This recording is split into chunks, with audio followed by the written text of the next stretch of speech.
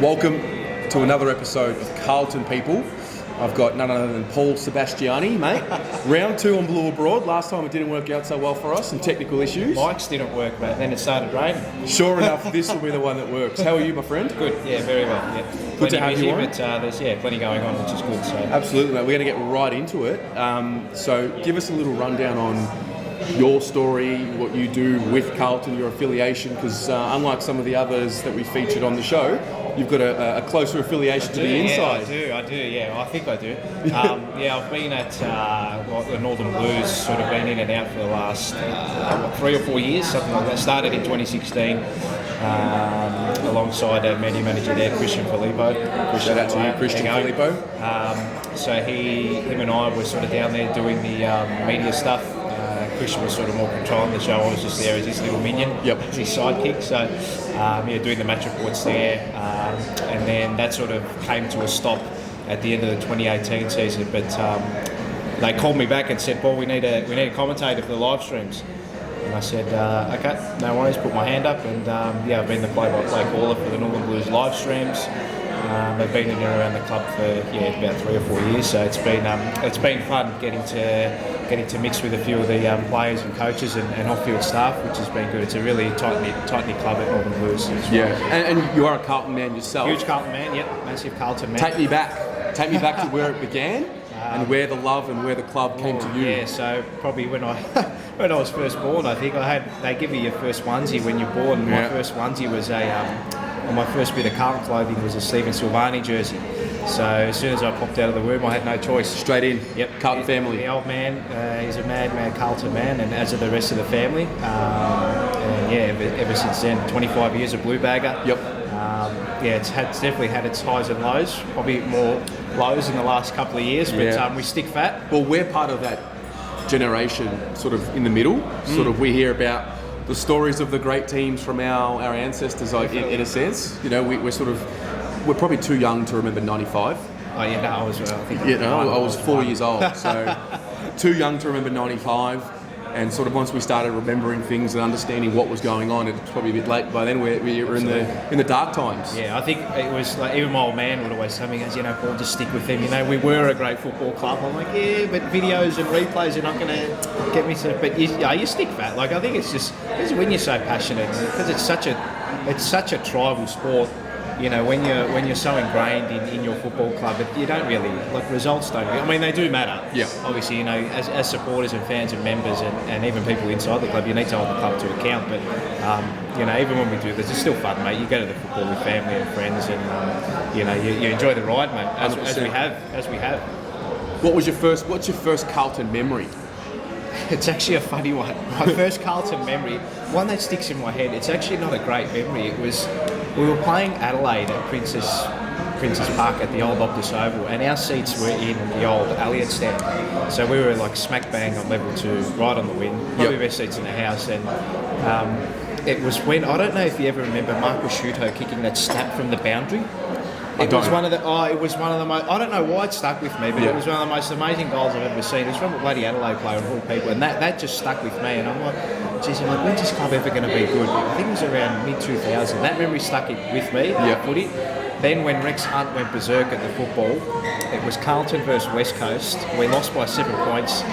Geez, I remember all the bloody losses. Yeah, What's mate. going on? Yeah, I'm remembering all the losses. I don't know why. But I don't know, those two stuck. It was when Rex Hunt went nuts at a smoker. Okay. He went berserk at a smoker in the fan, and he started throwing chocolates out to him, and I'll never forget just sort of looking back up and seeing him outside the window.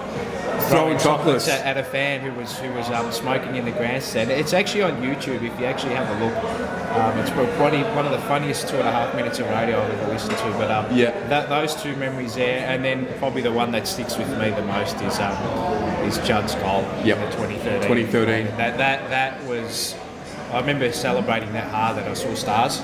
Yeah. And I got up, when you get up too quickly out of your seat and you feel like you're get going to dizzy. faint. Yeah. So wait, where were you on? Because that was 5 years ago. Yes. This weekend that just passed. Yep. So where were you when that goal was kicked? I was on the opposite pocket. Yep. So I was on the other end, but right behind it. So was the Richmond cheer squad to your left? They were to my right. Okay, so, yes. So Richmond cheer squad was to my left. So I was on the same end as you.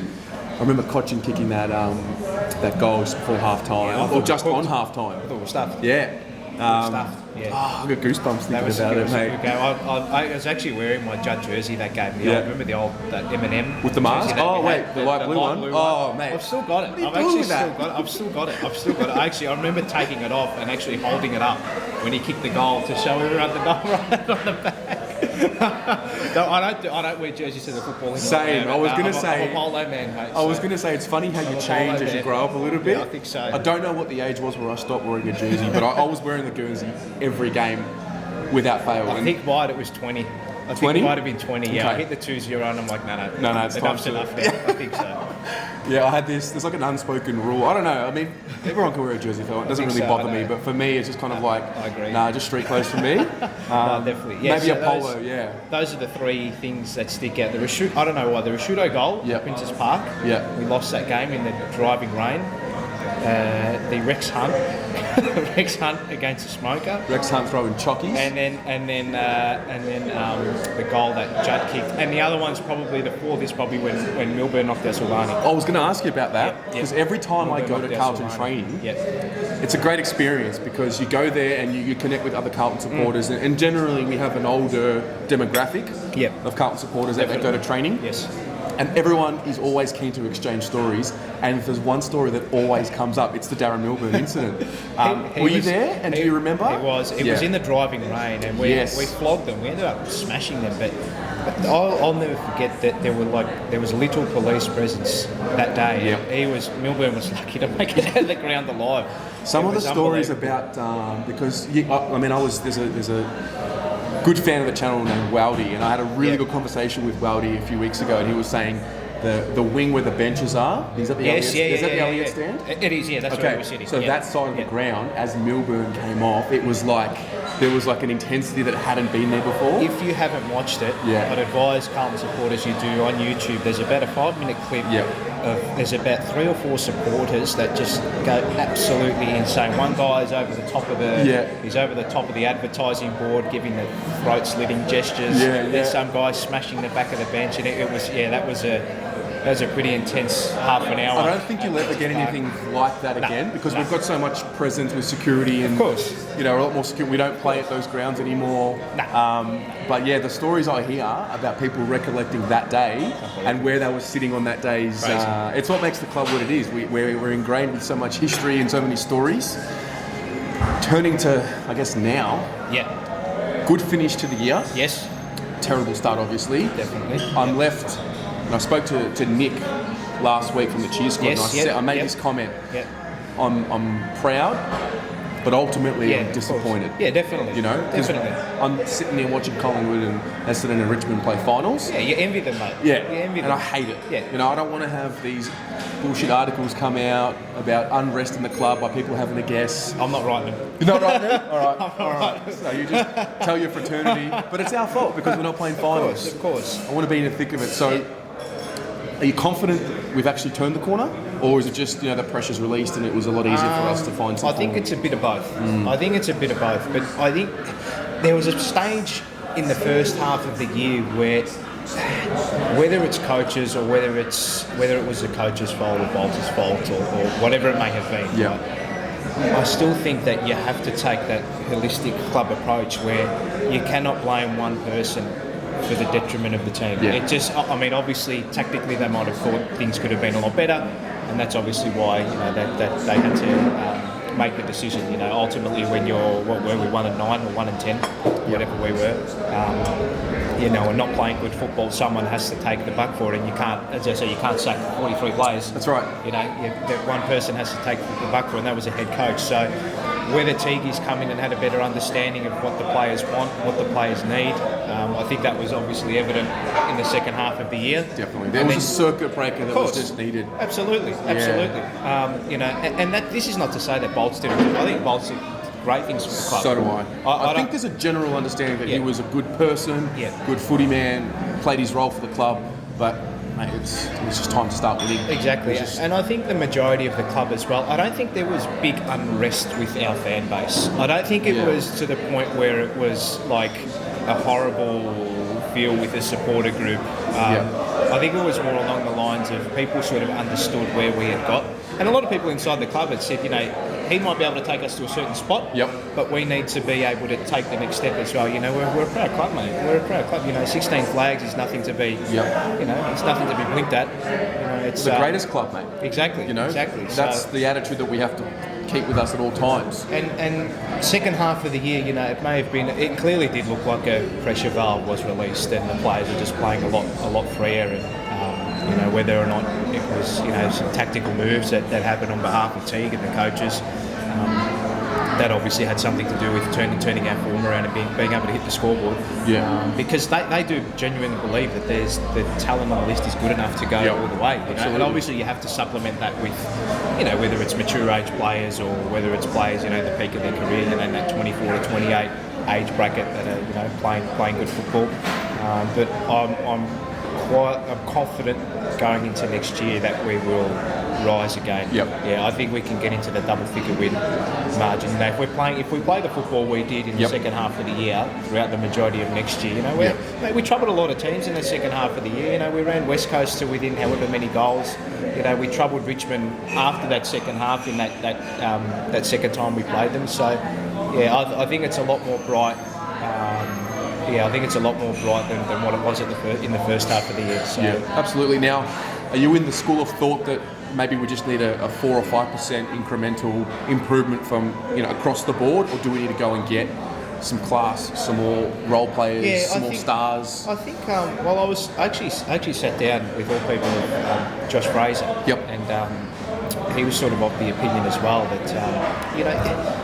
It's all good, you know, obviously the club, you know, you want to go and chase these big stars, you know, spending big money for them and you know, they're going to bring in membership in there, you know, they're going to help us win more games than not. But in the same frame of mind with the trade talk, you sort of got to look at it and you've got to take an objective approach where you say, okay, maybe spending that type of amount of money might be best spent splitting it and going for two good players. Yep. And getting more of a result and getting more for the team. Yeah.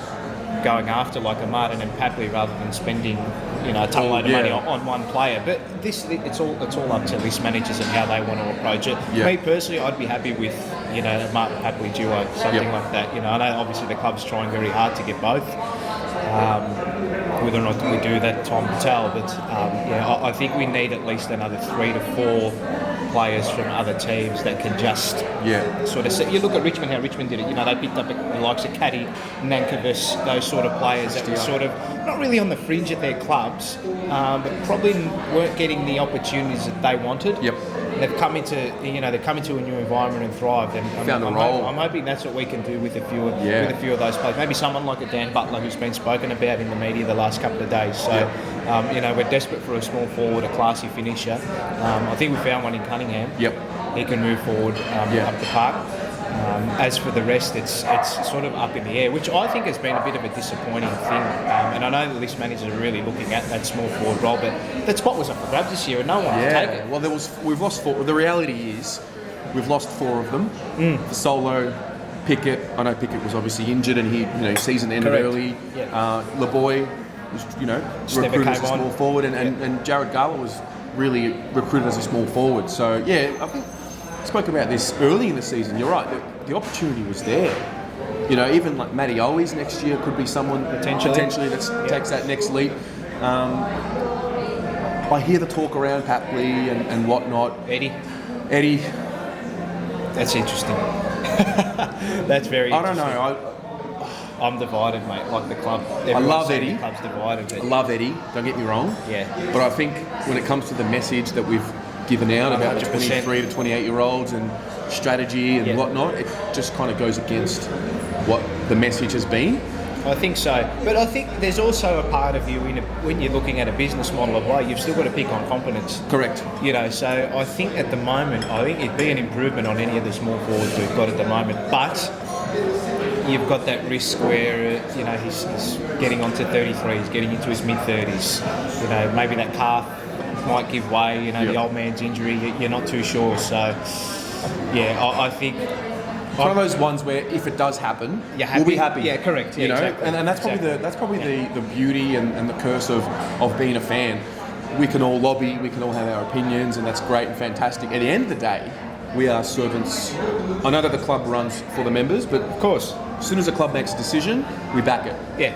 No one's cutting up their membership. No, exactly. No one's doing anything like that because we love the club too much. Yeah. So it's going to be interesting this trade period. I want to ask you. Very interesting. Trade and draft period. For next year, I'm going to ask everyone this. So for me, the 2015 draft, arguably the most important one with this group. Absolutely. The spine was all, recruited in one go. I think one of them, they're entering year 5 next year. Which one of them do you think can really take the next step and go to that all-Australian type level? Charlie. Yeah? 100%. Yeah? Purely because he hasn't been able to have a clean run at it this year. Yep. And even last year as well, we sort of saw him starting to go like that. And then this year he had the knee. Yeah. He had it in the pre-season as well. Yeah, he was a bit niggly, and then he got smacked against Fremantle. So Port, he did it as well. Port, yes, we all thought the worst then. That was he is the one that can go absolutely bonkers, I think. And you saw it in the game against the Bulldogs. I know we lost, but just his ability to be able to almost win the game for us. He's the match winner. Out of all those, out of that core group of players that we picked up in that draft, he is the one that's going to put the bums on seats. Yeah. I think him and Harry are sort of on par at the moment, purely because Harry's been able to have a good crack at it. Yeah, his body's held up. I know he had that little groin complaint. Bit of a role reversal from last year where Harry probably wasn't getting as much opportunity. Yeah. Speaking of that Doggies game, for me, I haven't heard like a roar like that for a forward since Favola was playing. Yeah. And for me, that night, something changed within me where I said to myself, you know what? Play Harry up the ground as a link man and leave him and let Charlie just have it. I don't know. What do you think? Honestly, I think the way the coaches work, and I think the way TV works and the way modern football is that role is it's interchangeable. So one will go back, one will go up the ground, and then they'll swap depending on form, depending on matchups, depending on the trend of the game. This is what good coaches and good sides do. They've got that good tactical sway. They've got that ability to be able to make decisions in game and for the betterment of the player and the team. So I think you'll see both switching and changing. So because Harry needs to work on his set shots, but you speak of that Bulldogs game, Charlie just got this aura about him. He attracts the ball, he attracts attention. He's got the big leap as well. He's got the thumping kick. It's that star it factor. It is. That special, and in a sense, he's almost. I think going into last season, or this season, 2019, there was a lot of hype. Of course. All of a sudden, he's a little bit forgotten about. You start hearing mumblings about Norton being better, and you start hearing mumblings about Hipwood taking the next step, and he's sort of almost forgotten about. And I think that will play well into his hands for the start of the season because he's going to come out with a bang, and everyone in the footy world's going to be like, oh. Charlie Curnow again. I think the best decision the club made was to, in that second half of the year when he hurt his knee against Fremantle, just say, mate, there's no point rushing you out. You're still young. We've got bigger and better things to come in 2020. Get down on the sidelines, get your knee right, come back fit and firing for the pre-season, and we'll see. Absolutely. We'll see where next year leads us. So he's the one I've put a little star on for next year. We'll note that down. Mate, thank you very much. This has been Carlton People with Paul Sebastiani.